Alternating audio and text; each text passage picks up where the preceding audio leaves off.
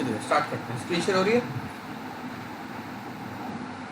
Yes sir. चलिए start करते हैं।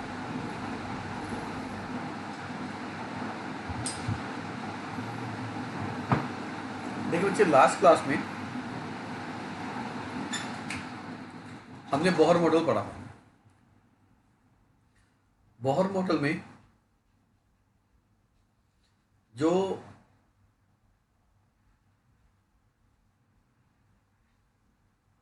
इंपॉर्टेंट पॉइंट्स थे मैं आपको दोबारा से याद दिला देता हूं। एक तो आपको एनर्जी की ये वैल्यू याद करनी है बच्चे। आपके स्कूल का टीचर कहे याद नहीं करनी, कोई जरूरत नहीं है, फिर भी आप करेंगे, राइट? गौर करने की बात है, ये एनर्जी जूल में है पर एटम। ये बात हमने लास्ट क्लास में करी थी। जेड क्या आप जानते हैं? हाइड्रोजन का न्यूमेरिकल करेंगे तो जेड की वैल्यू 1 है। हीलियम प्लस का करेंगे तो जेड की वैल्यू 2 है, सॉरी 2 माइनस 1 1 ही, सॉरी 2 है। लिथियम 2 प्लस का न्यूमेरिकल करेंगे, हालांकि एनसीईआरटी में लिथियम 2 प्लस का कोई भी न्यूमेरिकल नहीं है, 3 है। और बेरिलियम 3 प्लस का न्यूमेरिकल करेंगे, एक भी न्यूमेरिकल नहीं है इसके ऊपर एनसीईआरटी में, Z4 रहेगा। और इन चारों में एक ही चीज कॉमन है, इन सभी के पास केवल एक ही इलेक्ट्रॉन है। ये सभी के सभी सिंगल इलेक्ट्रॉन स्पीशीज है, और यही बोहर की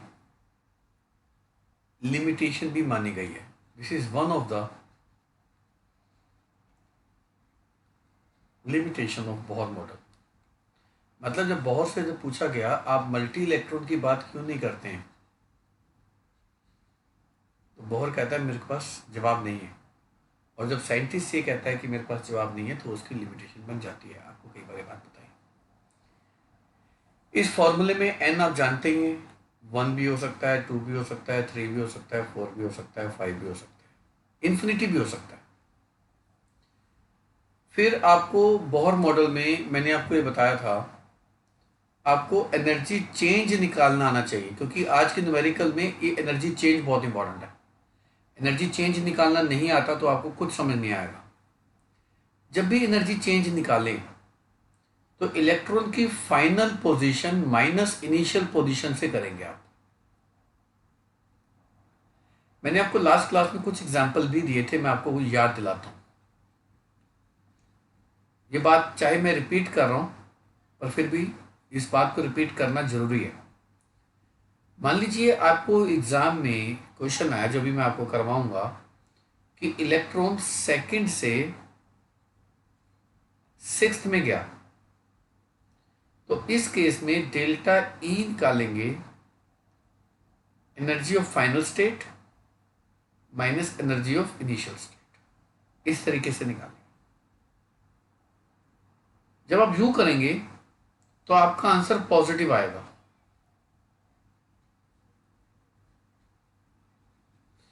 मैंने आपको लास्ट क्लास में भी बताया था कि पॉजिटिव का मतलब होता है एनर्जी एब्जॉर्ब्ड। ये बात लास्ट क्लास में अच्छे से मैंने आपको क्लियर कर दी थी। तो डेल्टा ई एनर्जी का चेंज कभी भी पॉजिटिव लिखा हो तो पॉजिटिव की साइन एक मैसेज देती है कि एनर्जी इज एब्जॉर्ब्ड। कितनी एब्जॉर्ब्ड? 200 जूल। तो ये पॉजिटिव वैल्यू एक मैसेज देती है आपको। और कभी एनर्जी का चेंज माइनस में लिखा हो तो ये माइनस की कोई सिग्निफिकेंस नहीं है, सिर्फ इस शब्द के अलावा, रिलीज। कितनी रिलीज? 300 जूल। तो यानी कि आप एनर्जी चेंज से मत घबराइएगा, पॉजिटिव या नेगेटिव साइन से मत घबराइएगा। पॉजिटिव और नेगेटिव साइन आपको एक मैसेज देते हैं कि एनर्जी रिलीज। मैं आपको एक बड़ा अच्छा एग्जांपल देता हूं। ये रिएक्शन आप सबने बचपन से पढ़ी है, कोई नई रिएक्शन नहीं है आपके लिए। इसका एनर्जी चेंज ये होता है।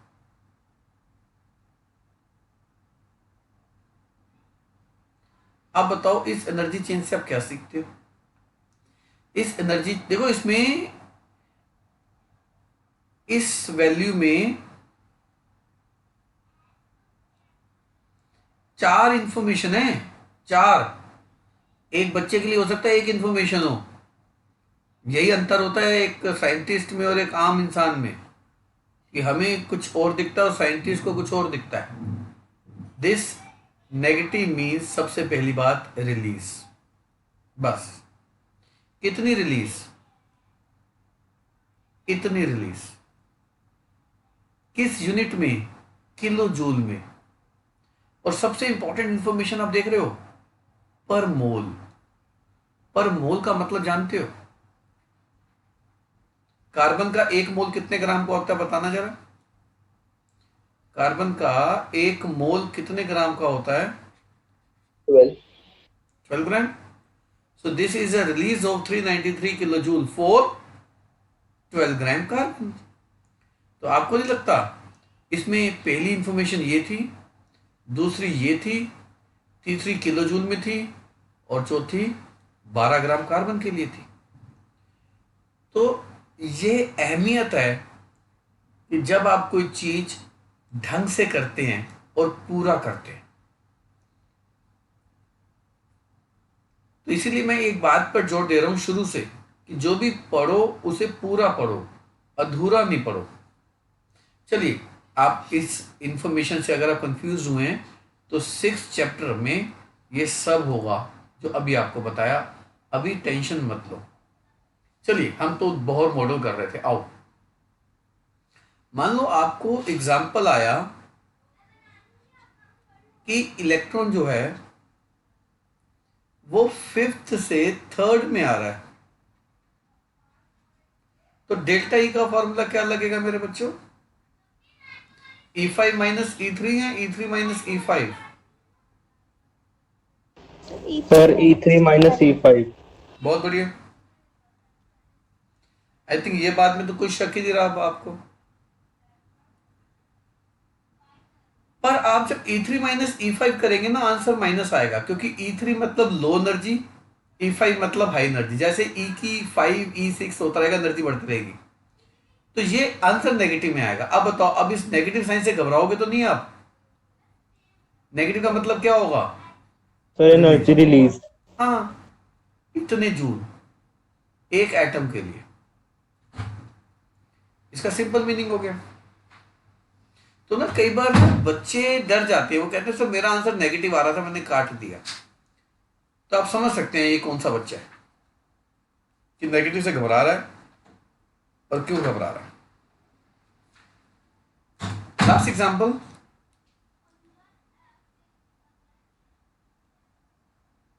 बताओ क्या करेंगे? Delta E. सर ई इंफिनिटी Sir, माइनस E ई infinity minus E2. देखो, अब आप बिल्कुल सही जवाब देने शुरू हो गए ना बच्चों। अब बताओ ये आंसर नेगेटिव आएगा पॉजिटिव आएगा? Sir, positive. पॉजिटिव। पॉजिटिव आएगा, और वो तो आएगा ही, क्योंकि सेकंड से इंफिनिटी में तभी जाएगा ना जब इलेक्ट्रॉन एनर्जी लेगा। बोलो बच्चे। Yes sir. हाँ, अब आप मुझको दो केस आप करके बताओ। एक है 6 टू इंफिनिटी, एक है 3rd से 1st। चलो एक और करके बताओ, 4th टू 2nd। इनमें डेल्टा ई कैसे निकालेंगे और किस में पॉजिटिव आएगा किस में नेगेटिव आएगा? Giving you 20 second for that.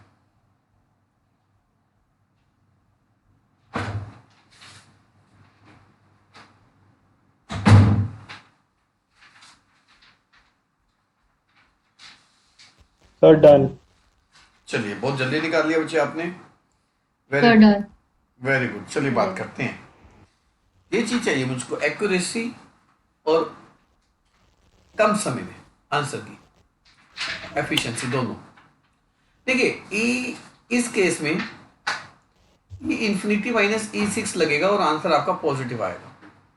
Yes, sir. Match करेंगे आप अपने आंसर को। सेकंड केस में इसमें ई वन माइनस ई थर्ड लगेगा और Negative. आंसर आपका नेगेटिव आएगा, यानी कि एनर्जी रिलीज होगी। यानी कि एक चीज आप सीख गए हो, इलेक्ट्रॉन जब हायर से लोअर में गिरता है एनर्जी रिलीज करता है।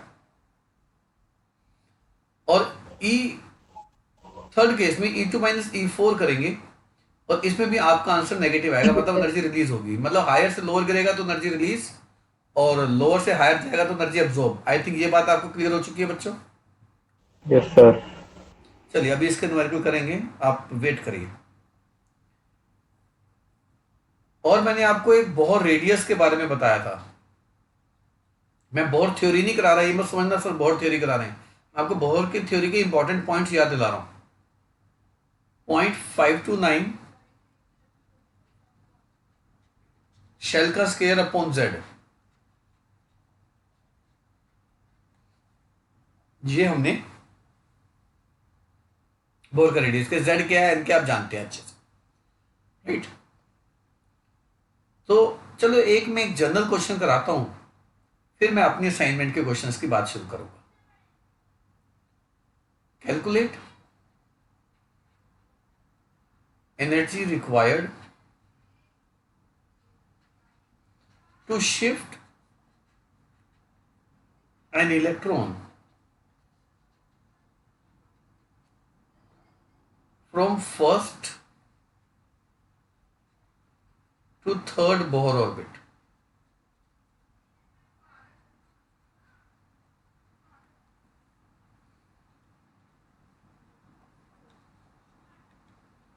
Also find wavelength required for this transition। मतलब लैम्डा भी निकालने को कहा है आपको। आपको एनर्जी की वैल्यू गिवन हो या ना गिवन हो, आपने घबराना नहीं है। कई बार ना वैल्यू गिवन होती है, बच्चा घबरा जाता है। आपने देखना भी नहीं है, जो भी वैल्यू दी है देने दो इसको, जो भी वैल्यू दी है देने दो इसको। और ये क्वेश्चन किसका, 4H एटम। कई बार एनर्जी ना किलो जूल में दे देते हैं, पर मोल में दे देते हैं, इलेक्ट्रॉन वोल्ट में दे देते हैं, अर्ज में दे देते हैं। तो आपको किलो जूल में दे, आपको इलेक्ट्रॉन वोल्ट में दे, आपको अर्ज में दे, आपने देखना ही नहीं है इस तरफ। मैं आपको ऐसे क्वेश्चन भी कराऊंगा जिसमें वैल्यू दे रखी होगी आपको कंफ्यूज करने के लिए, आपने देखना ही नहीं है इस तरफ, छोड़ देना इसको। शुरू करते हैं। आप अपना आंसर यहां से शुरू करेंगे, जो मर्जी वैल्यू दे दे एग्जाम में, आपने वैल्यू आंसर यहां से शुरू करना है कि E n is equal to -2.18 10⁻⁻18 into में Z square upon n square joule पर एटम। यहां से आपका आंसर शुरू हो जाएगा। अब आप फॉर्मूला लगाएंगे डेल्टा ई का। अब आप देखो फर्स्ट से थर्ड जाना है मेरे बच्चों, तो क्या फॉर्मूला लगेगा, E3 माइनस E1। मेरे पास समझ में आ गई बेटा। Yes, sir. और आप अपने मन में सोच लो E1 से E3 है, पॉजिटिव आएगा नेगेटिव आएगा, Positive. इसीलिए तो क्वेश्चन की भाषा देखो, ये क्या लिखा है, रिक्वायर्ड, मतलब एनर्जी देनी पड़ेगी। आपसे पूछ रहे कितनी एनर्जी देनी पड़ेगी। आओ E3 का फॉर्मूला क्या लगेगा, मैं इस फॉर्मूले में पुट करूंगा, इस फॉर्मूले में सब कुछ आ जाओ। पहले मैं E3 पुट कर रहा हूं, -2.18 10⁻⁻18। हाइड्रोजन है तो 1 हो गया Z। अब बताओ E3 के लिए N कितना पुट करेंगे, माइनस, माइनस कौन सा लगाया मैंने, ये वाला माइनस लगाया, ये देखो ये वाला माइनस है। अभी E1 के फॉर्मूले में उसका अपना भी तो माइनस है। ये बात समझ में आ गई बेटा, दो माइनस कहां से आ गए, Yes, sir. Yes, sir. Upon upon 1 का स्क्वायर। बताओ इसमें कोई डाउट है तो बताओ, फिर मैं आगे बढ़ो। यही स्टेप Yes, सबसे sir. हाँ, माइनस कैसा है एक और? हाँ, माइनस कैसे आया, एक और वही बता रहा हूँ बच्ची। ये जो माइनस है, ये माइनस तो ये आएगा ही आएगा। अब ये वाला माइनस बचा, आप देखो ई के ओके ई के सर, ई के आ गया। फॉर्मूले में अपना भी तो माइनस है ना मेरे बच्चे। Yes sir. यहां तक क्लियर है? सबसे क्रूशियल स्टेप भी यही है, यही बच्चा गलती कर देता है, बिलीव मी बच्चे। चलिए आगे बढ़ते हैं। आप क्या करिए, 2.18 ten raise to the power -18 ले लो कॉमन। अंदर बच जाएगा, मैं तो अंदर क्या बच जाएगा, -1/3 का स्केयर। किसी को शक है ये कैसे बच गया अंदर? No, sir. अब माइनस माइनस क्या हो जाएगा, ये तो प्लस हो जाएगा। और 2.1 टेन -18 बाहर आ चुका है, तो अंदर क्या बच गया, यही बच गया ना मेरे बच्चों। किसी को शक इस स्टेप में कोई? No, sir. अभी आपसे करवाऊंगा, बिल्कुल ध्यान से करना है, बिल्कुल ये सबसे क्रूशियल स्टेप है। तो बच गया 2.18 ten raise to the power -18 into में 8/9। इस स्टेप में कोई डाउट किसी को? No, sir. अब 8/9 आएगा, -8/9 आएगा, इसका मतलब आपको फिर ये सिंपल एलसीएम के फैक्टर्स करने नहीं आते, वो फिर आपका फॉल्ट है। अगर आप यहाँ पे -8/9 लिखते हैं तो फिर वो आपका फॉल्ट है, बहुत बढ़िया, बहुत बड़ा फॉल्ट है अगर आपको इस लेवल की दिक्कत है तो। ठीक है बच्चे, अब तो आंसर पॉजिटिव है नेगेटिव आया? पॉजिटिव। positive. पॉजिटिव आया नहीं आया?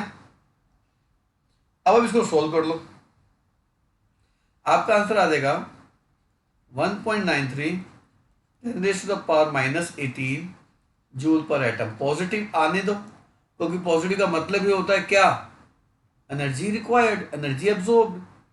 तो बताओ इस क्वेश्चन का फर्स्ट पार्ट क्लियर है? फर्स्ट पार्ट कैसे खत्म कर दिया हमने ये वाला?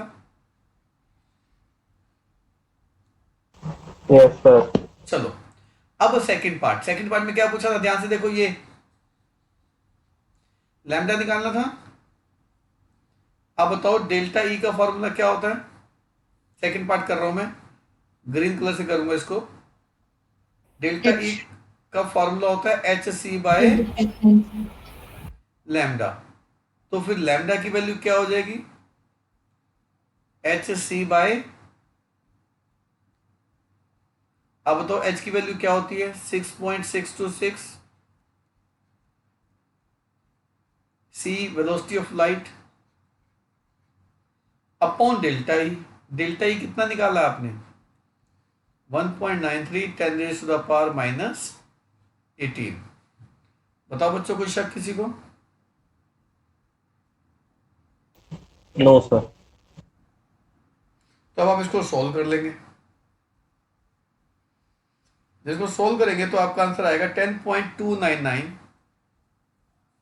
इसको सोल्व करके कितना आ जाएगा, 10.299। और 10 की पावर को सोल्व कर लीजिए। 10 की पावर को देखो कैसे सोल्व करना है, -34 और +8 कितना रह गया, -26 बच गया। -26 जब -18 ऊपर आएगा वो +18 बन जाएगा, तो +18 और -26 तो कितना बच जाएगा, -8 बच जाएगा। तो 10 को -8, और लैम्डा की यूनिट क्या लगेगी मेरे बच्चों, मीटर। बताओ जी इस क्वेश्चन में दिक्कत किसी को कैसे की है? No, sir. No sir, very good. चलिए आगे बढ़ते हैं, आगे बढ़ते हैं नेक्स्ट क्वेश्चन। ऐसे ही मिलता जुलता एक क्वेश्चन कराऊंगा, फिर मैं अपनी असाइनमेंट के क्वेश्चन में आऊंगा। अच्छा, calculate energy released when electron in H atom, लो जी H एटम,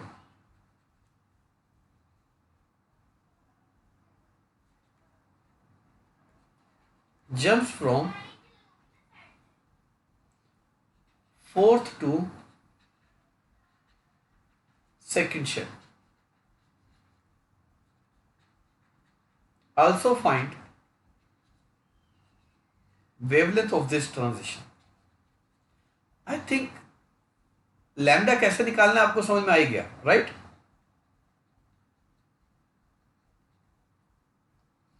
आओ मेरे बच्चों, Yes, sir. आपको एनर्जी की वैल्यू जो मर्जी दी हो, आपने देखना ही नहीं है इस तरफ।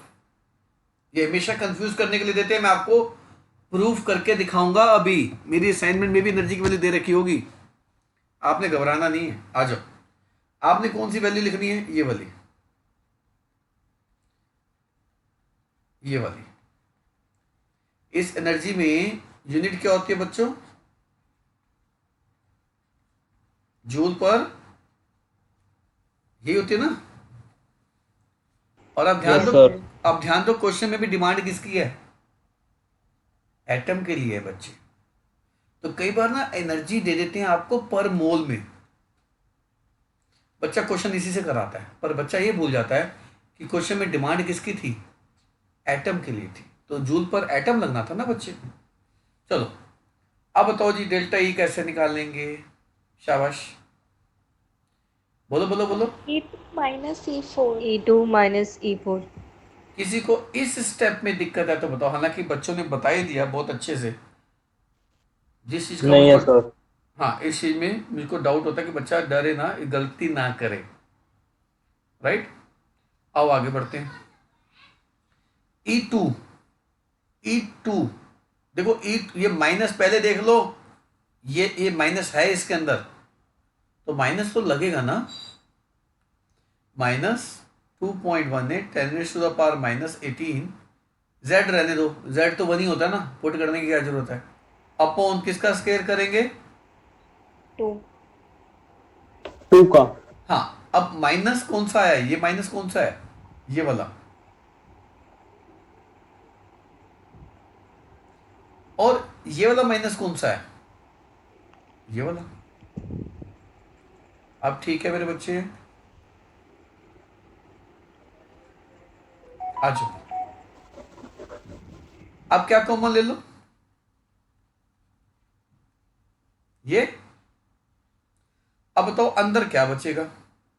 -1/4। किसी को शक है -1/4 कैसे बच गया? No sir. और माइनस माइनस प्लस हो गया, 1/16। बताओ जी, अभी तक किसी को दिक्कत? तो No, sir.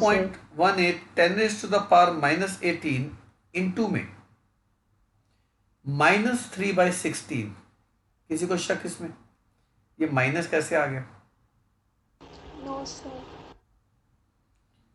और माइनस तो आना ही था ना मेरे बच्चों। माइनस क्यों आना था? Energy released. आप क्वेश्चन की डिमांड देखो ना, स्टार्टिंग में लिखा हुआ उसने। तो आंसर नेगेटिव ही आना था बच्चे, माइनस में ही आना था। तो आपका आंसर आ जाएगा 0.408 इंटू 10⁻⁻18 जूल पर एटम। अब बच्चा ना इस माइनस साइन से घबरा जाता है, पर वो भूल जाता है मुझसे क्वेश्चन की शुरुआत में तीसरा शब्द क्या लिखा है? ये रिलीज। तो उसको तो अपने दिमाग में ये बात लेके चलनी थी कि मैंने डेल्टा ई माइनस निकालना है, क्योंकि एनर्जी रिलीज मांगी है मुझसे। तो एग्जाम में एक काम करना, ये शब्द लिख देना, ये शब्द। Here नेगेटिव साइन मीन्स क्या? Energy is released. बताओ, इतना बात लिखते ही काम खत्म। अब आपने क्या निकालना है बच्चों? ये देखो क्या निकालना है? लैम्डा। अब तो डेल्टा ई का फॉर्मूला क्या होता है? अब बहुत से बच्चे क्या गलती करते हैं, सुन लो। लैम्डा क्या हो जाएगा? एच की वैल्यू तो आपको याद ही है, सी वो तो छोटी क्लास से याद होती है। डेल्टा ई, डेल्टा ई, बच्चा डेल्टा ई क्या पुट कर देता है बच्चों? बच्चा डेल्टा ई 0.408 10⁻⁻18 की जगह बच्चा ये वैल्यू माइनस में पुट कर देता है। और इससे क्या होगा? लैम्डा क्या आ जाएगा? नेगेटिव। लैम्डा थोड़ा नेगेटिव होगा बच्चे। अब बात समझ में आई? यहां से बच्चे ने किस बात से बचना है? आओ मैं आपको बताता हूँ किस बात से बचना है। सर नेगेटिव साइन नहीं पुट करना। बिल्कुल बिल्कुल। कौन था बच्चा है? सर पारस। पारस। बहुत बढ़िया बच्चे, आज आप पहले दिन हो, आपको समझ में आ रही है बात। Very good. ये नेगेटिव साइन नहीं पुट करना, क्योंकि नेगेटिव का एक मीनिंग था, वो मीनिंग हमने लिख तो दिया। मीनिंग लिख दिया तो फिर नेगेटिव को लेके चलना ही क्या आपने, राइट? सर फॉर्मूले में डेल्टा ई को मॉड्यूलस में लिख सकते हैं फिर? बिल्कुल बेकार बात है, सोचना ही मत इस बात को, ऐसी हरकत करना ही मत। गलत हो जाएगा। हाँ जी। गलत हो जाएगा ऐसे। नहीं बच्चे, जरूरी नहीं है कोई चीज गलत हो या ना हो, वो तय करेगी हमने लिखना नहीं लिखना। समझाई बात? यस आप सर। पूरी केमिस्ट्री में ये सिंबल कहीं दिखा देना मुझको, तो बात करना। फिर जब आपको बता दिया माइनस का मतलब ही रिलीज है, उसके आगे उसका मीनिंग ही नहीं है, तो सोचने की भी जरूरत नहीं उसके आगे। तो बच्चा क्या गलती करता है? माइनस की वैल्यू पुट कर देता है। आपने माइनस का मीनिंग लिखना है, मीनिंग लिख के आगे बढ़ना है, दैट्स ऑल। मीनिंग लिखना है, मीनिंग लिख के आगे बढ़ना है। ठीक है मेरे बच्चों?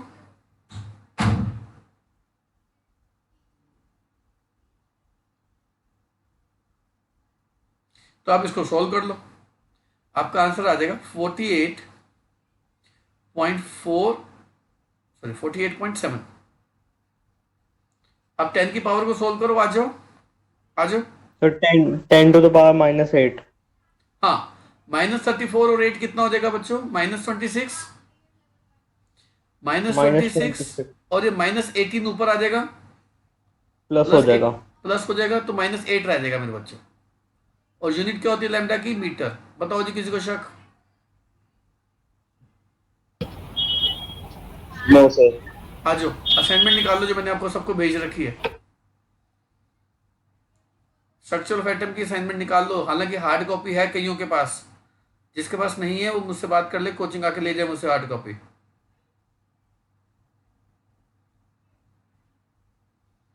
आप रेडी है बेटा असाइनमेंट के साथ? Yes, sir. आ जाओ फिर।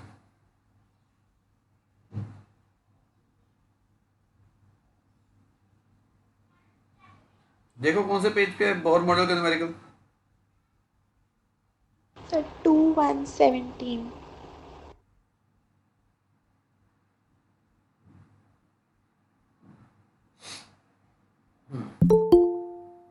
कौन से गुड़िया? 2 1। 2 1 17. 1 7. आ जाओ फिर, आ जाओ। अब लेट कौन सा बच्चा ज्वाइन कर रहा है? चलिए भाई 17 पेज पे आ जाओ। 17 पेज पे तो पहले एनर्जी के ही क्वेश्चंस हैं, ये आप तो मैंने लास्ट क्लास में करा दिए थे। 18 पेज पे रेडियस के क्वेश्चन है, ये भी मैंने आपको लास्ट क्लास में करा दिए थे। आओ 18 पेज पे ही आओ, क्वेश्चन नंबर 5 आज ये स्टार्ट करते हैं। ये मैं इसलिए कराना चाहता हूँ क्योंकि ये एनसीईआरटी के क्वेश्चंस हैं। ये जो क्वेश्चन है एनसीईआरटी के, ज़्यादातर चांसेस टीचर एनसीईआरटी के बनाते हैं। चलिए, टीचर कहता है, सॉरी क्वेश्चन कहता है what is the frequency and the wavelength of the photon emitted. मतलब क्या क्या निकालना है? फ्रीक्वेंसी एंड वेवलेंथ, ये दो चीजें निकालनी है। During the transition from 5 to 2, from 5 to 2। फिर लास्ट में कहता है also find energy released during this transition। Energy released. आप समझ गए मेरे बच्चों? डेल्टा ई का आंसर क्या आने वाला है? फिर नेगेटिव आने वाला है। नेगेटिव। चलिए, ये आप अपने मन को पहले तैयार कर लेते हैं कि मेरा क्वेश्चन का क्या स्वरूप रहेगा, आपके सॉल्यूशन का क्या स्वरूप रहेगा। आप अपने आपको मेंटली प्रिपेयर करके चलते हैं, और उससे बेनिफिट ये होता है कि अगर आप कोई भी सिली मिस्टेक करें, आप अपनी गलती खुद ही पकड़ लेते हैं, राइट? ये बहुत जरूरी है इन चीजों को तैयार करके चलना। और आप देख रहे हैं इस क्वेश्चन में कहीं पर एनर्जी नहीं दी हुई, देख रहे हैं कहीं नहीं दी हुई। चलो, एनर्जी का फॉर्मूला खुद लिखो, नहीं दी कोई बात नहीं, खुद लिखो। एनर्जी का फॉर्मूला ये होता है, आप सभी सहमत हैं, और मैं बार बार लिख रहा हूं, उससे फायदा ये भी होगा, याद भी हो जाएगा इसी बात। चलिए अब पहले फैसला कर लो डेल्टा ई कैसे निकाला जाएगा, E5 माइनस E2 या E2 माइनस E5, शाबाश बताओ। Sir E2 E2 minus minus E5. E5. बहुत बढ़िया, बहुत बढ़िया। अब E2 के लिए मैं पहले E2 की वैल्यू निकालूंगा, माइनस लगा रहा हूं, क्यों लगा रहा हूं आई थिंक आपको समझ में आ चुका होगा, नहीं आया तो भी पूछ लेना, शर्माने की जरूरत नहीं है। अपॉन n का स्क्वायर, n क्या लेना है इसमें बताओ, 2 का स्क्वायर. 2 का 2 का स्क्वायर. स्क्वायर, 4 2 का स्क्वायर. ठीक है मेरे बच्चे। अब माइनस ये वाला और माइनस ये वाला, क्या हो जाएगा, अपॉन 5 का स्क्वायर, और हाइड्रोजन एटम में तो z की जरूरत नहीं है, राइट।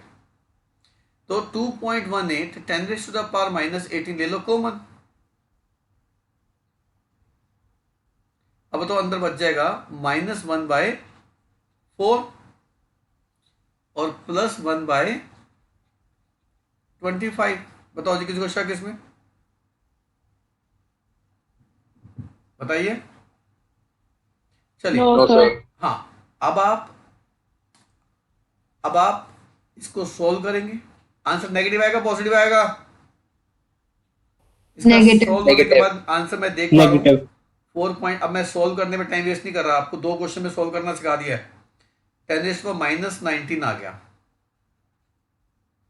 राइट, और आंसर नेगेटिव ही है, आने दो, घबराओ मत। आप अपने एग्जाम में लिख देना, here negative sign means energy is release. कोई बड़ा शब्द तो नहीं है ना ये। अब आगे बढ़ो, अब डेल्टा ई का फॉर्मूला क्या होता है बताओ। डेल्टा ई के 2 फॉर्मूले हैं ना, hc by lambda. HC by lambda भी होता है, या E is equal to H nu भी होता है। आपको न्यू भी निकालना है ना, तो आप चाहो तो ये वाला फॉर्मूला, ये फॉर्मूला लगाओगे तो पहले क्या निकाल लोगे, फ्रीक्वेंसी। ये वाला फॉर्मूला लगाओगे तो पहले क्या निकाल लोगे, लैम्डा। अब ये आपकी चॉइस है, आपने कैसे करना है। जैसे मैं देख पा रहा हूँ, मैंने पेज नंबर 19 पे जो सॉल्यूशन किया है उसमें मैंने ये फ्रीक्वेंसी से पहले निकाला है, तो आप पहले फ्रीक्वेंसी से निकाल लो। तो न्यू क्या हो जाएगा, डेल्टा ई बाय एच, और डेल्टा ई क्या होता सर है, एक चीज पूछनी है. बोलो बोलो बोलो। सर जो आपने डेल्टा ई निकाला है वो जूल पर एटम नहीं होगा उसका यूनिट? हाँ जूल पर एटम है बेटा, बिल्कुल ठीक है, बिल्कुल ठीक है बच्चे। ठीक है सर. ठीक है आ जाओ सर. आ जाओ आ जाओ। चलो न्यू निकाल लोगे यहाँ से, डेल्टा ई कितना है, अब बताओ डेल्टा ई कितना पुट करेंगे, -4.58 या 4.58। सर 4.5. 4.58. 4.58. हाँ अब आप सबको बात समझ में आ चुकी है, upon H.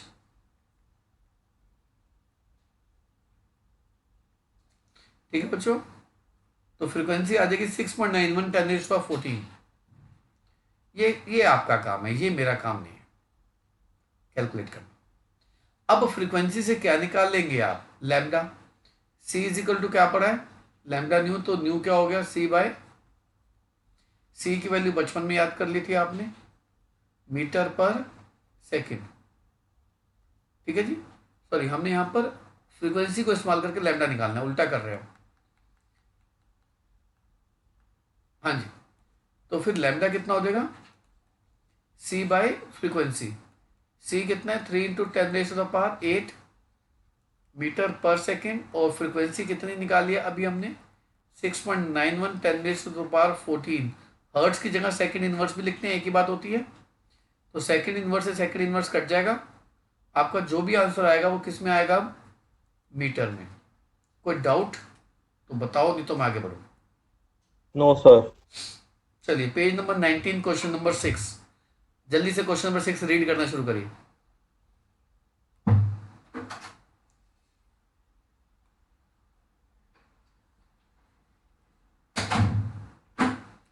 What is the energy in joule, देखो जी क्या मांग रहा है, एनर्जी इन जूल। डिमांड देख रहे हो क्वेश्चन की क्या है? रिक्वायर्ड, रिक्वायर्ड मतलब डेल्टा ई हो गया ना। तो एक बात समझ में आ गई, एनर्जी रिक्वायर्ड हो या एनर्जी रिलीज हो, आपने डेल्टा ई निकालना है। स्पष्ट है ये बात? हाँ, to shift an electron, shift करना है एच एटम में। लो जी, बात एच की है। फ्रॉम फर्स्ट टू फिफ्थ, लो जी, लो जी। एंड आगे देखो क्या मांगता है, and wavelength of this transition, मतलब लैम्डा भी निकालना है। फिर आपको कंफ्यूज करने के लिए एनर्जी दी है, देखो क्या दी है, ग्राउंड स्टेट की एनर्जी है। ग्राउंड, ग्राउंड मतलब समझते हो ना, E1 क्या दिए, -2.10⁻⁴ देखो ये दिए। Yes sir. आपको मैं थोड़ी देर पहले जब टॉपिक पढ़ा रहा था, मैं आपको क्या हिदायत दे रहा था? मैं आपको ये हिदायत दे रहा था कि क्वेश्चन के अंत में जो भी दिया हो आपने देखना ही नहीं है, उसकी तरफ देखना ही नहीं है। ये सिर्फ और सिर्फ आपका ध्यान भटकाने के लिए दिया गया है और कोई पर्पस नहीं है इसका। समझ में आ गई बात? और वैसे भी E1 है, हमने E1 का करना है क्या है, हमें तो फॉर्मूला चाहिए एनर्जी का। तो आप सॉल्यूशन करने के लिए जब शुरू करेंगे तो क्या लिखेंगे, En। और बताओ En क्या लिखेंगे, बताओ, अपॉन n का स्क्वायर, और h है तो z का स्क्वायर 1 ही होगा, वो मैंने लिखा नहीं। Yes sir. यस अब सर। बताओ डेल्टा ई कैसे निकालेंगे भाई, E1 माइनस E5 या E5 minus E1? E5 minus E1। आई फाइव थिंक माइनस ये कंफ्यूजन तो आपकी अब दूर हो चुकी है, इसमें मुझे नहीं लगता मुझको अब मेहनत करने की जरूरत है ज़्यादा। चलिए अब नेक्स्ट टाइम से थोड़ा जल्दी लिखूंगा इस चीज़ को मैं। E5 हो गया -2.18 10⁻⁻18 अपॉन 5 का स्क्वायर, माइनस फॉर्मूले में है और माइनस E1 में भी है। आई थिंक ये अब आपको बात क्लियर हो चुकी है, तो अब इसमें भी समय ज़्यादा नहीं लगाऊंगा। जब आप सॉल्व करेंगे तो 2.18 10⁻⁻18 आ जाएगा कॉमन, अंदर बचेगा -1/25 +1। जब हम इसको सॉल्व करेंगे तो 2.18 10⁻⁻18 अंदर बच जाएगा 24/25। सहमत हैं आप? फिर यस डेल्टा सर। ई, डेल्टा ई आ जाएगा 2.09 10⁻⁻18 जूल पर एटम। वैसे भी थोड़ा सा लॉजिक लगाएं, 24/25, this value is slightly less than 1। ये एक से हल्की सी छोटी वैल्यू है, तो आपका आंसर यस सर। 2.18 से हल्का सा कम आना है, हल्का सा। आप देख लो हल्का सा कम हो गया। तो जो मैथमेटिकली शार्प होते हैं उनको इस चीज में मेहनत करने की जरूरत ही नहीं है, वो देखेगा 24/25, ये 0.992 समथिंग आएगा। और जब इसको मल्टीप्लाई करेंगे तो 2.18 हल्का सा हिलेगा, हल्का सा, हल्का सा हिलेगा। जब आप खड़े हो और तेज आंधी आए तो आप हल्के से हिलते हैं, राइट? तो 24/25 एक तरह से आपके ऊपर आंधी आने वाली, टकराने वाली बात है, आप हल्के से हिलेंगे। तो 2.18 हल्का सा हिला दो, थोड़ा सा गिरा दो, 2.09 कर दो। और ये वैल्यू अगर हल्की सी ज्यादा होती है एक से, अगर 25/24 होता तो 2.18 से हल्का सा बढ़ा देता मैं, 2.28 कर देता उसको। समझ आ गई? Yes sir. चलो बस लैम्डा निकालो। डेल्टा ई का फॉर्मूला होता है, लैम्डा हो गया H C by lambda, delta E, sorry. आप इसको रफ में भी मेहनत मत करना, रफ में 2.1 ले लेना। कौन देख रहा है रफ में क्या बच्चा कैलकुलेट कर रहा है क्या नहीं कर रहा? तो आपका आंसर आ जाएगा इसमें 9.56 10⁻⁻8। क्या यूनिट है? एनसीईआरटी का क्वेश्चन, ये भी क्लियर है मेरे बच्चों? ये एनसीईआरटी का अनसोल्व्ड क्वेश्चन है, एक्सरसाइज, बैक एक्सरसाइज का। आगे बढ़ते हैं। आई होप आपको क्लियर है, किसी ने डाउट पूछा भी नहीं तो मैं भी आपसे नहीं पूछ रहा कि डाउट है तो नहीं। चलिए क्वेश्चन नंबर 7, पेज सेम ही है, पेज नंबर 19। कह रहा है energy of electron is -2.18 × -18/n²। आपने एक बात नोट करी मेरे बच्चे? चलो मैं करवाता हूं।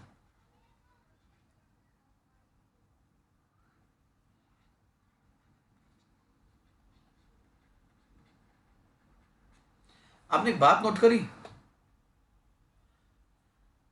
क्वेश्चन नंबर 5 में एनर्जी नहीं दी थी, 6 में एनर्जी दी थी पर अर्ज में दी थी, 7 में एनर्जी दी है। ये क्वेश्चन मैंने तो नहीं बनाए, ये क्वेश्चन एनसीईआरटी के। आप आगे देखेंगे, आगे एनर्जी किसी में दी होगी, किसी में दी होगी, किसी में नहीं दी होगी, किसी में दी नहीं होगी। तो आप बताओ, जब इतनी वैरायटी है तो बच्चे को फिर क्या करना चाहिए? क्या मेरी सलाह गलत है फिर इस मामले में? क्या कि आप एनर्जी की वैल्यू याद ही कर लो? यही कहना है मैंने आपको शुरुआत से। Yes sir. अब आपको मेरा लॉजिक समझ में आ रहा है मैं क्यों शुरुआत में ये बात कम से कम 10 बार बोल के आया हूं? यस क्योंकि मुझे सर। पता है आगे क्वेश्चन में कहीं दी होगी, कहीं नहीं दी होगी, कहीं दी होगी, कहीं नहीं दी होगी। आप एग्जाम में टीचर से आर्गुमेंट नहीं कर सकते। चलो अब इसमें दे दी है, कोई बात नहीं भैया, अच्छी बात है, दे दिया तो।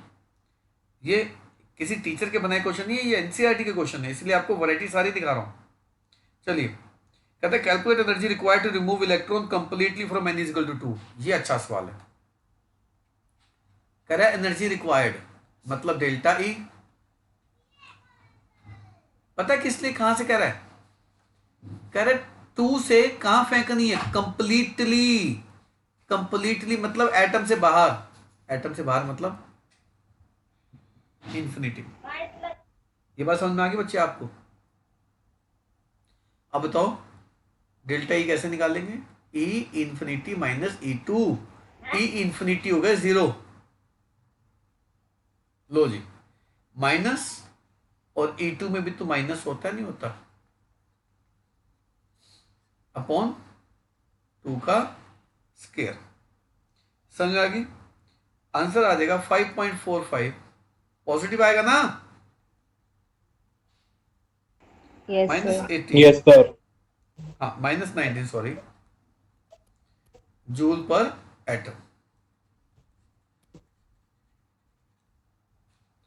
फिर क्वेश्चन में उसने लैम्डा भी मांगा है, तो लैम्डा निकालने में दिक्कत क्या है? डेल्टा ई का फॉर्मूला क्या होता है? लैम्डा निकाल लो, 6.626 3 × 10⁸ मीटर पर सेकेंड। Delta E 5.45 10⁻⁻90। जो भी आएगा आंसर निकालते रहना। सर हाँ बोलो बच्चे। सर इसके अंदर इंफिनिटी वाला समझ नहीं आया। आप क्वेश्चन दोबारा पढ़ बच्ची। किसको समझ नहीं आया? कौन सा बच्चा है ये? सर वंशिका। हाँ मेरे बच्चे कोई बात नहीं, आप क्वेश्चन दोबारा देखो। क्वेश्चन तू ही पढ़ बच्ची, चल मैं सुनता हूँ, तू पढ़ जरा क्वेश्चन क्या लिखा है। Energy of an electron in each atom is En is equal to -2.18 into 10⁻⁻18/n/2 joule per atom. Calculate energy required to remove an electron completely from n is equal to 2. हाँ, उसने कहा है कि electron है 2 में, और कहां फेंकना, जरा दोबारा पढ़। Energy required to remove electron Completely. Completely का मतलब From एटम से बाहर, कंप्लीटली का मतलब एटम से बाहर, Yes sir. ना ही थर्ड में सर तो फेंकना। पर इसके अंदर सर इसके अंदर पर एनर्जी रिलीज नहीं होगी। क्यों बच्ची? इलेक्ट्रॉन को 2 से इंफिनिटी पे फेंकेंगे तो एनर्जी देंगे तब तो इलेक्ट्रॉन बाहर निकलेगा। Yes sir, sir yes. ठीक है बच्चे? Yes, sir. पर इस क्वेश्चन में एक बात और भी है, ये क्वेश्चन मैंने कई साल पूछा जब मैं पढ़ाता था स्कूल में।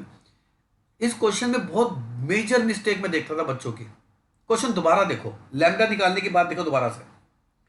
क्वेश्चन ध्यान से देखो क्या कह रहा है। What is the longest wavelength in, what is the longest wavelength in centimetre. Centimetre. पढ़ दिया ना बच्ची? और हमने निकाला किस में है? मीटर। बस ये ध्यान रखना, इस क्वेश्चन में 99% बच्चे आंसर यहीं पर ही छोड़ आते हैं। अब आप बताओ, मीटर, एक मीटर में कितने सेंटीमीटर होते हैं? तो मीटर की जगह क्या लिख सकता हूं मैं? 100 सेंटीमीटर। बताओ, लिख सकता हूं नहीं लिख सकता? तो आपका आंसर क्या यस हो गया? सर। 3.75 10⁻⁵ मीटर। चलें आगे। Yes sir. हाँ, वंशिका बेटा, डाउट क्लियर है? Yes, sir. बेटा कई बार होता पता है क्या है, हमें ना कई बार आंसर समझ नहीं आता, तो मैक्सिमम केसेस में चांस ये होता है कि बच्चे को सवाल ही समझ नहीं आया होता। तो कई बार हमें सवाल समझ नहीं आया होता और इसलिए हमें जवाब समझ नहीं आता, और हमें ढूंढते रहते हैं कि इसका जवाब क्या है, जवाब कैसे होगा, जवाब कैसे आ गया।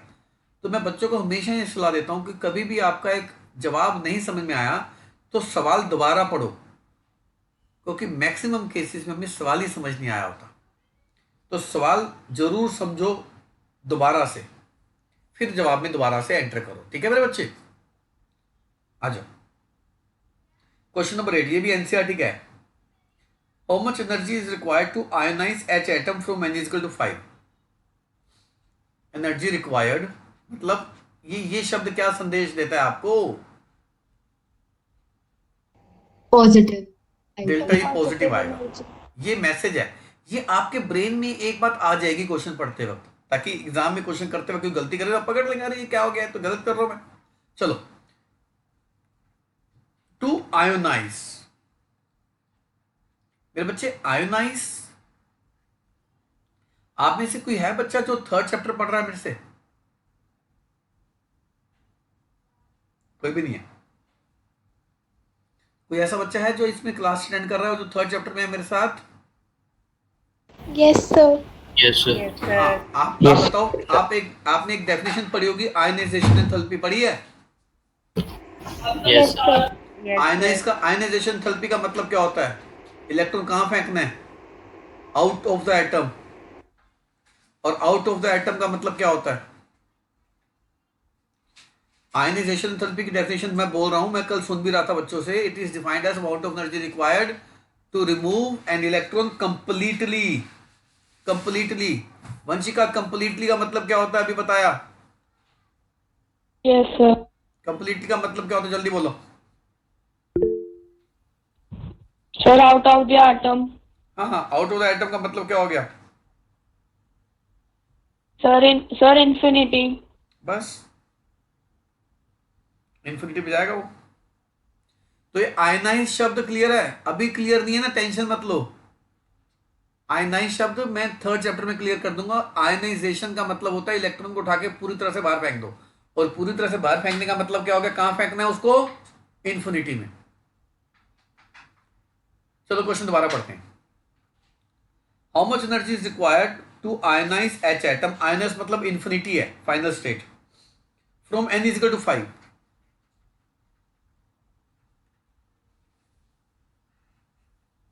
From n is equal to 5 मतलब हमें उसको कहां से कहां भेजना है? 5 से। ये समझ में आ गया बच्चों? Yes sir. अब मुझको बताओ, अगर आपके पास मेरे नोट्स खुले हुए तो क्या एनर्जी गिवन है या नहीं है? नहीं है No, सर। sir. नो नहीं है। सर। तो आपने देखा, कभी दी है कभी नहीं दी, कभी दी है कभी नहीं दी, तो फिर बेटर यही ना, याद ही कर लो। आ जाओ, सॉल्यूशन शुरू कर रहा हूं। E n is equal to, ये लिखना है,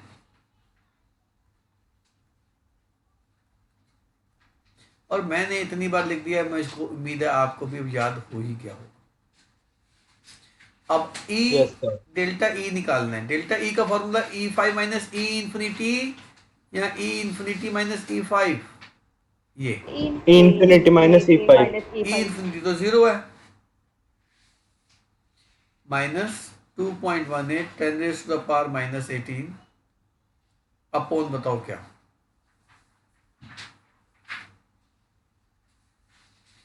ये समझ में आ गया? ये आपका आंसर आ जाएगा 8.72। सोल्व करना तो आपका काम है, ये काम मेरा नहीं है। 10⁻⁻20। क्वेश्चन यहाँ खत्म नहीं हुआ है, क्वेश्चन में आगे बढ़ो। देखो क्या कह रहा है क्वेश्चन में, कह रहा है compare your answer with the ionization enthalpy of H atom. मतलब कंपेयर करो with ionization enthalpy of H atom. मेरे बच्चों, आपको अभी थोड़ा सा इस बात में दिक्कत आ सकती है, ये आयनाइजेशन एंथैल्पी का मतलब क्या होता है। जो बच्चे थर्ड चैप्टर कर रहे हैं वो इस बात के गवाह हैं कि थर्ड चैप्टर में ये टॉपिक डिटेल में है, ये शब्द डिटेल में है। इस शब्द के ऊपर पूरी एक क्लास ली है मैंने 90 मिनट्स की, और एक क्लास पूरी कैंसिल करी है क्योंकि बच्चों ने मुझको जवाब नहीं दिए थे इस क्लास के रिलेटेड। तो कई बार बच्चों को अहमियत समझाने के लिए कुछ करना पड़ता है हमारे को, वो किया था मैंने उस दिन। चलिए, compare your answer with ionization enthalpy. मेरे बच्चे, आयनाइजेशन एंथैल्पी का मतलब है कि H का इलेक्ट्रॉन होता कौन सी शेल में है? पहली में होता है। पहली से इंफिनिटी में भेजने को आयनाइजेशन एंथैल्पी कहते हैं। समझ में आ गया बच्चे? हाइड्रोजन की आयनाइजेशन एंथैल्पी क्या होगी?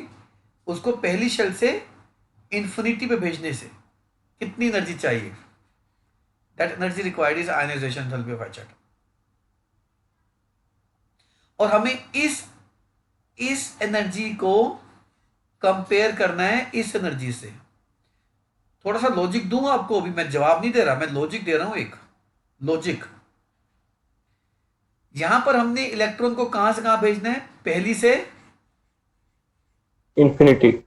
और यहां कौन सी शेल से भेज के आए जरा देखना? 5 से। 5 से भेज के आए हैं। 5 से कहां भेजा हमने?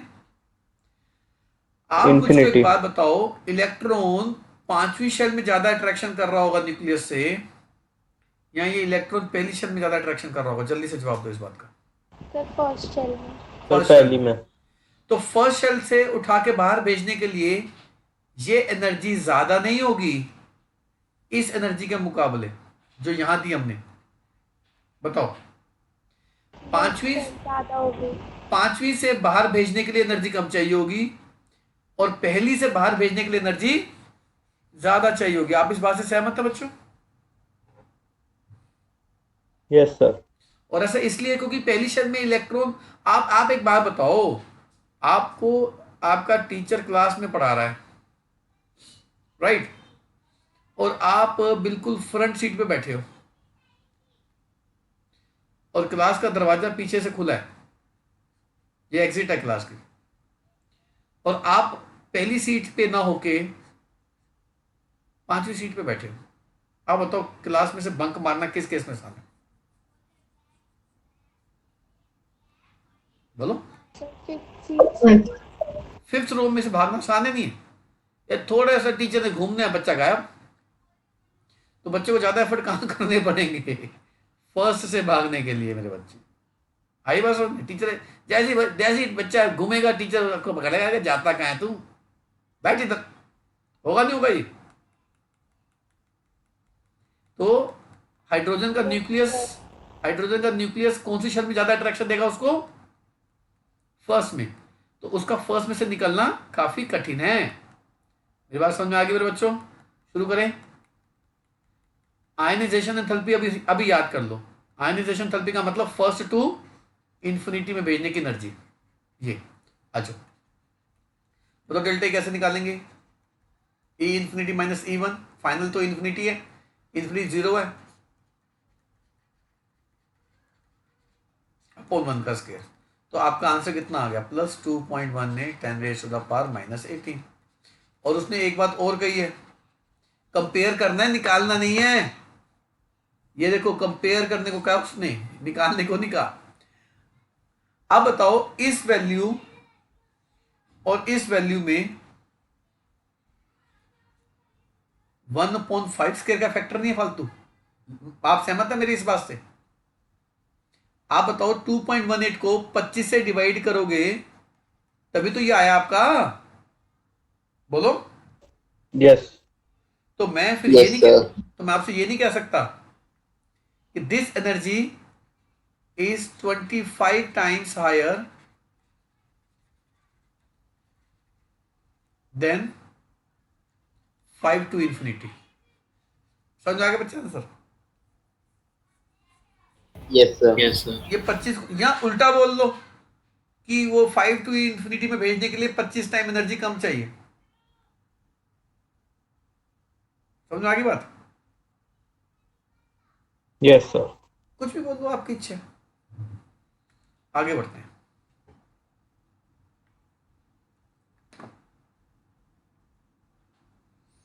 Next question please. Question number 9 मेरा फेवरेट है। क्यों है अभी समझ में आ जाएगा। कहता है कैलकुलेट एनर्जी रिक्वायर्ड। पहले तो ये बता दो इसका मतलब क्या होता है। ये बात अपने मन को बतानी है सवाल करते हो, तो मुझे नहीं। इसका मतलब है डेल्टा ई निकालना है। पॉजिटिव होगी हाँ, एनर्जी। इसका मतलब है पॉजिटिव नहीं, पूरी बात बोला करो। दिमाग को, आपका जो दिमाग है ना, ये सबसे ज्यादा चालाक है। आप अधूरी बात बोलोगे तो दिमाग में अधूरी बात रहेगी, पूरी बात बोलोगे तो पूरी बात रहेगी। ये पॉजिटिव नेगेटिव बोलना बंद करो, सीधा बोलो कि सर डेल्टा ई पॉजिटिव आएगा। तो जो बच्चा ये बोलेगा कि एनर्जी रिक्वायर्ड में डेल्टा ई पॉजिटिव आएगा, वो तो ठीक है। जो बच्चा पॉजिटिव नेगेटिव बोलता रहेगा वो अधूरी बात है, एग्जाम में गलती कर सकता है, वो कर सकता है। हमेशा बात पूरी बोलो। जो बच्चे शुरुआत से पढ़ रहे हैं मेरे से, वो जानते हैं मैं पूरी बात बोलने पे जोर देता हूँ। चलिए, डेल्टा ई निकालना है। हालांकि कहीं लिखा नहीं है, पर मैं एनर्जी रिक्वायर्ड से समझ गया। चलिए, आपको एक प्रोसेस दी है, ये helium plus gives helium 2 plus electron, ये प्रोसेस दे दी। आपसे इस प्रोसेस के रिस्पेक्ट में पूछ लिया एनर्जी रिक्वायर्ड निकालो। ऑब्वियस एनर्जी देनी पड़ेगी। आप बताओ हीलियम में कितने इलेक्ट्रॉन होते हैं मेरे बच्चों? हीलियम में सर हीलियम 2। 2 electron. सर 2 और हीलियम 2 प्लस में कितने? इलेक्ट्रॉन। हाँ, हीलियम प्लस में कितने होंगे? सर 1। 1। और आप जानते हैं बोहर मॉडल सिर्फ सिंगल इलेक्ट्रॉन वालों पे लगता है। ये हीलियम प्लस है। आप बताओ हीलियम 2 प्लस क्या होगा? ये रहा हीलियम 2 प्लस का न्यूक्लियस। क्या उसमें कोई इलेक्ट्रॉन होगा या नहीं होगा? नहीं होगा। क्योंकि वो इलेक्ट्रॉन उठ के कहाँ आ गया? वो तो बाहर चला गया। वंशिका बताइए, इलेक्ट्रॉन कहाँ चला गया?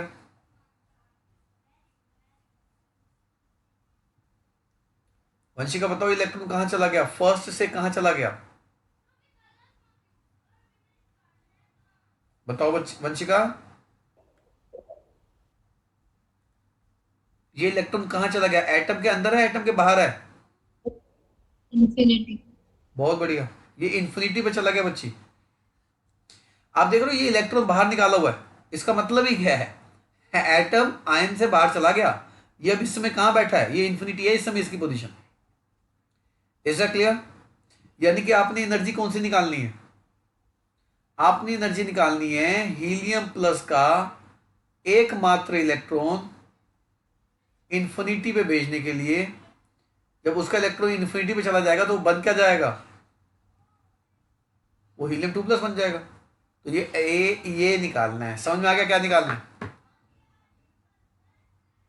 Yes sir. आ जाओ, डेल्टा ई का फॉर्मूला बताओ क्या लगने वाला है? ई अल्फा माइनस E1। ई इन्फिनिटी 0 हो गया। अब इवन ध्यान से देखना। आप देखना जरा, क्वेश्चन नंबर 9 को पढ़ के देखना, नोट्स में कहीं एनर्जी दी हुई है? No, sir. No no sir. Sir. अब बात समझ में आ गई ना? जो टीचर जो गुरु कहे वो मानो।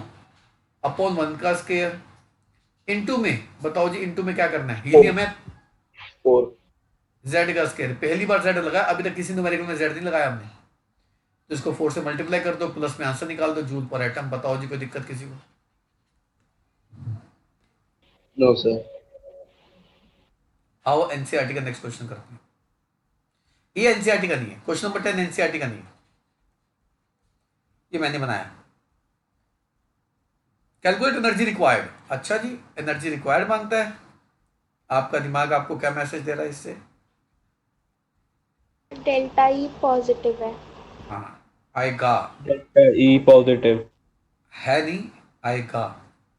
किसके लिए? लिथियम 2+ से क्या बनाना है? ये इलेक्ट्रॉन पता चल गया कहां बैठा है। अच्छा, लिथियम 2+ में कितने इलेक्ट्रॉन, अच्छा लिथियम में कितने इलेक्ट्रॉन होते हैं, पहले फैसला करो। 3। सर 3। 3। बचपन में यूं करते थे ऐसे। पर yes lithium two sir. Plus में लिथियम 2+ में कितने इलेक्ट्रॉन होंगे? 1, 2 या 3? सर 1। सर एक 1। मिनट। ये और ये हटा दूं? 1। आ जाओ, मैंने ये 2 हटा दिए, ये 2 हटा यस दिए, सर। एक बच गया। अब इस एक को भी उठा के कहां फेंकना है? इन्फिनिटी में। Yes sir. कहां से फेंकना है? 1 to infinity। बस निकाल लो।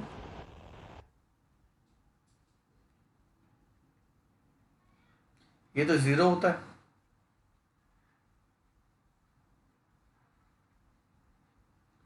दो अपोन क्या करेंगे? 1 का स्क्वायर। अब लिथियम है तो 3 का स्क्वायर। माइनस माइनस प्लस हो जाएगा, 9 से मल्टीप्लाई कर दो, जूल पर एटम में आंसर आ जाएगा। समझ में आ गई मेरी बात?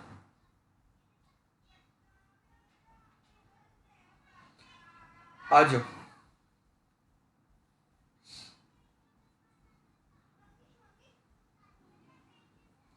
नेक्स्ट है लिमिटेशन। किसकी? बोहर मॉडल की।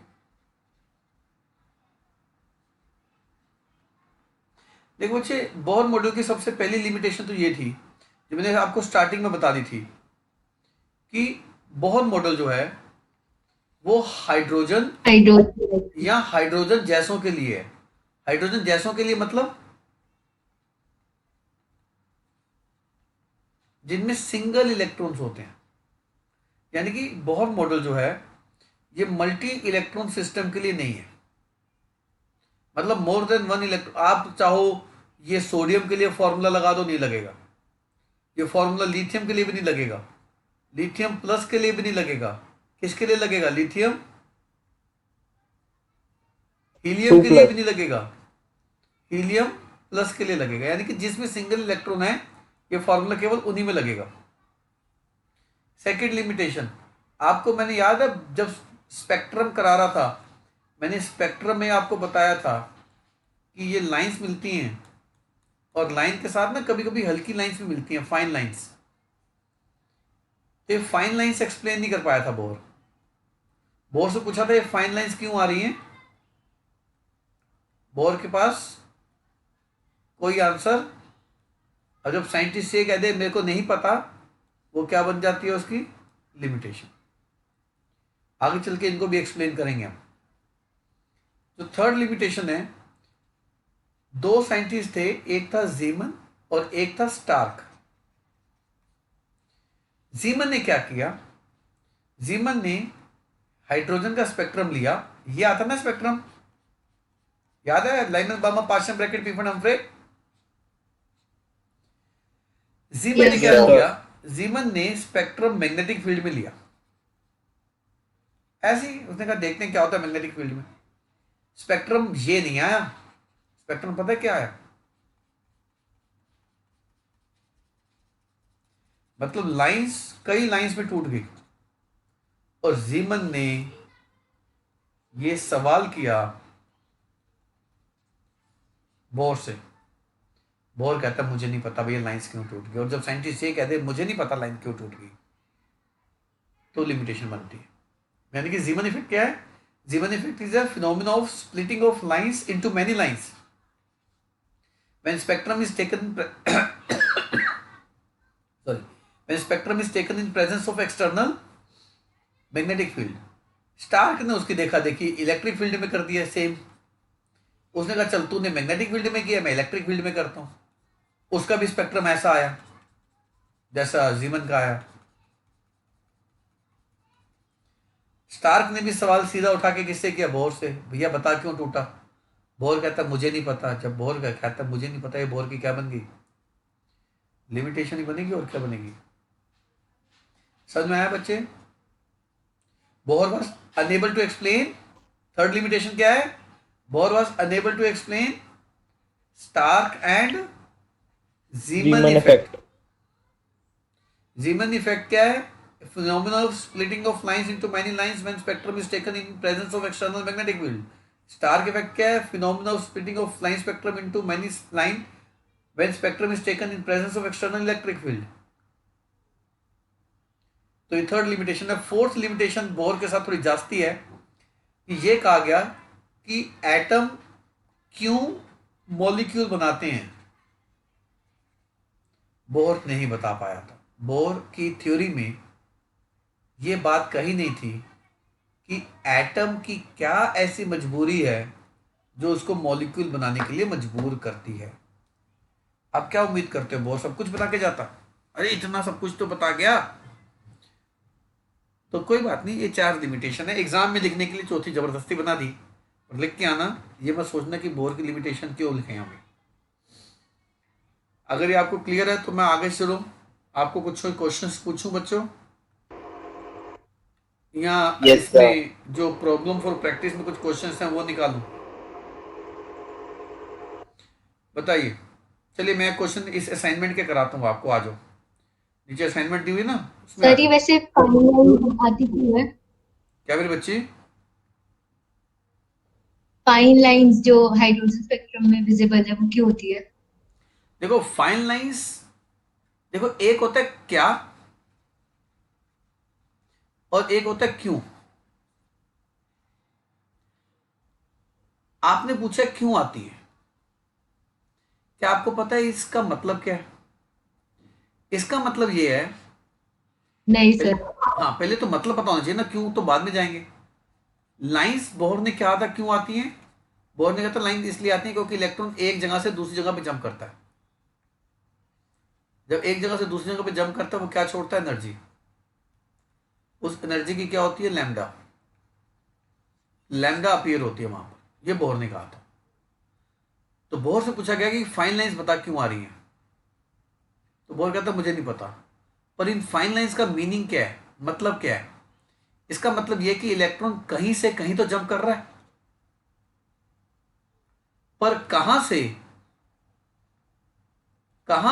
कहां कर रहा है जंप, यह बोर को नहीं पता था। यानी कि बोर की सोच कहां तक सीमित थी? सिर्फ शेल्स तक। और फाइन लाइन किस तरफ इशारा करती हैं? सोच के बताओ। फाइन लाइन किस तरफ इशारा करती हैं? कि एटम में शेल के अलावा भी कुछ और है। पर बोर को नहीं पता था। बोर की सोच सिर्फ यहां तक है, यहां तक। बोर की सोच इससे ऊपर नहीं है। और फाइन लाइन इशारा क्या कर रही है? शेल के अंदर भी कुछ है। वो क्या है मैं आपको कराऊंगा ना आगे चल के। क्यों का जवाब अभी नहीं दूंगा, मैंने क्या का जवाब दे दिया कि इन लाइंस का मतलब क्या है। इन लाइंस का मतलब है इलेक्ट्रॉन कहीं से कहीं तो जंप कर रहा है, तभी तो लाइन आ रही है। लाइन बिना ट्रांजिशन के तो आएगी नहीं। लाइन जब इलेक्ट्रॉन एक जगह से दूसरी जगह पे जंप करेगा तभी तो लाइन आएगी। और बोर से पूछा भैया कहां से कहां कर रहा है, चल बता। बोर कहता मुझे नहीं पता भाई। तो जब साइंटिस्ट ये कहते मुझे नहीं पता, तो फिर वो तो लिमिटेशन में तो उसको लिख के बच्चों से एग्जाम में पूछेंगे नहीं पूछेंगे। और ये वाई बता दूंगा, अभी वेट कर लो, क्वांटम नंबर में बताऊंगा मेरे बच्चे। अच्छा फिर जीमन ने भी लाइंस कई लाइंस में तोड़ दी। अब तो इससे क्या पता चल रहा है? क्यों की बात नहीं, क्या पता चल रहा है इससे पता चल रहा है कि इलेक्ट्रॉन अब और भी कई जगह से कई जगह पे जंप करना शुरू हो गया। मतलब और भी पोजीशंस हैं इलेक्ट्रॉन के पास। यानी कि बोहर को फाइन लाइंस तो तंग कर ही रही थी, अब बोहर को जीमन भी तंग करने लग गया था। क्यों? क्योंकि जीमन ने एक और आइडिया दे दिया था कि एटम में इलेक्ट्रॉन कहीं से कहीं पर जंप कर सकता है। और बोहर कहता मुझे नहीं पता, तुम बार बार एक ही सवाल क्यों पूछ रहे हो।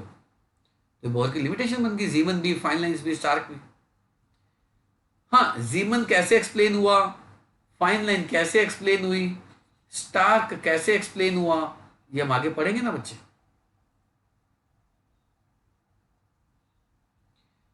चले आगे बच्चे। Yes sir. चलिए, असाइनमेंट में देख पा रहा हूं, असाइनमेंट में क्वेश्चन नंबर 1 इजी है, क्वेश्चन नंबर 2 भी इजी है, क्वेश्चन नंबर 3 में भी कुछ भी नहीं है, 4 मैंने बहुत पहले करा दिया था आपको। 5th में आना, कह रहे which transition corresponds to third line of Balmer series. आप बताओ बामर में N1 क्या होता है,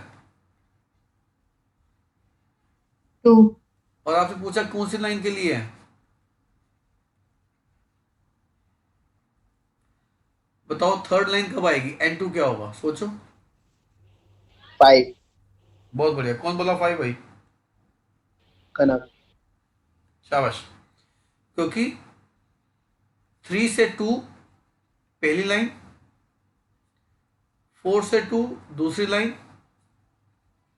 5 से 2 तीसरी लाइन, थर्ड लाइन पूछिए आपसे। क्वेश्चन नंबर 7 नहीं, question number 6, what is the wave number for the fourth line in बामर series. Wave number निकालना है, बामर सीरीज के लिए N12 होता है, fourth line, sir fourth 6। Line, तो 2 में 4 ऐड कर दो, 6 आ जाएगा। फोर्थ लाइन है ना, तो वेव नंबर का फॉर्मूला याद है, भूल गए हो? 1 upon wave length. 1 upon wave. ये है, RH आपको याद ही है,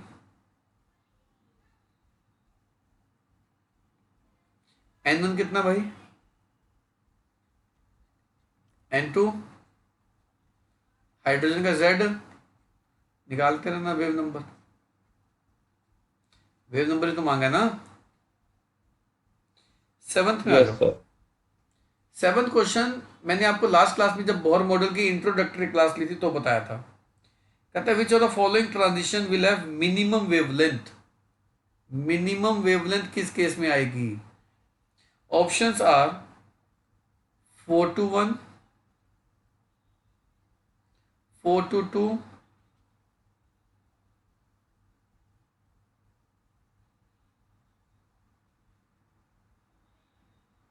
एंड 2 to 1। बताओ जी, सबसे 4 कम लैम्डा किस केस में आएगी? 4 to 1। 2 4 to to 1 1। में ये एनर्जी के डिफरेंस है ना, ये 4 to 1 में डेल्टा ही ज्यादा आएगा, यस सर। और डेल्टा ही ज्यादा का मतलब लैम्डा कम आएगा। ठीक है मेरे बच्चों? Yes sir. 8th मैंने करा दिया था, 9th लैम्डा निकालना है फ्रॉम इन्फिनिटी टू 1, ये मैं करा देता हूं।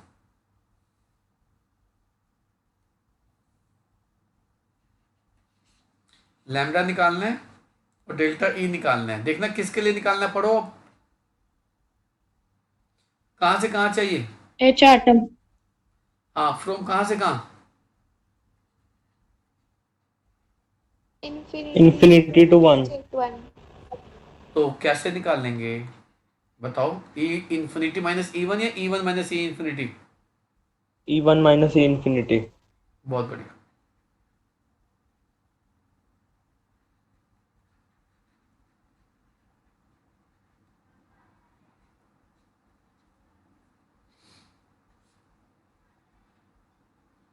ये तो 0 ही हो गया, लिखने की जरूरत नहीं है।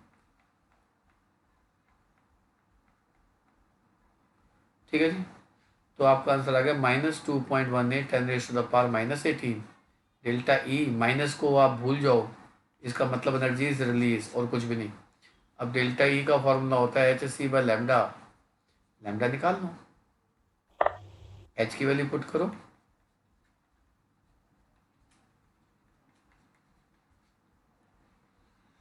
डेल्टा ई कितना पुट करेंगे 2.18 10⁻⁻18। माइनस तो नहीं पुट करेंगे ना बच्चों? नहीं लैम्डा आ सर। जाएगा। तो 9th मैंने करा दिया, 10th भी वही है almost.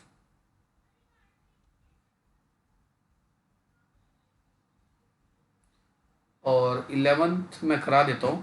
What is the energy in joule required to shift an electron of H atom, H की बात है, फ्रॉम फर्स्ट टू, इसमें लिखा नहीं है, लिख लो आप अपनी असाइनमेंट में करेक्शन कर लो।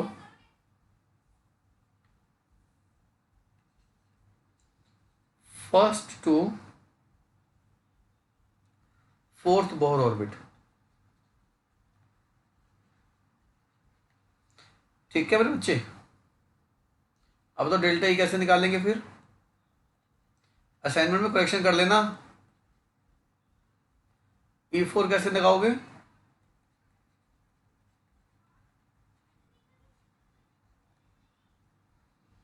माइनस ये वाला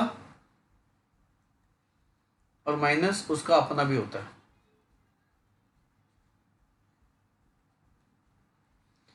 टू 2.18 कॉमन ले लो,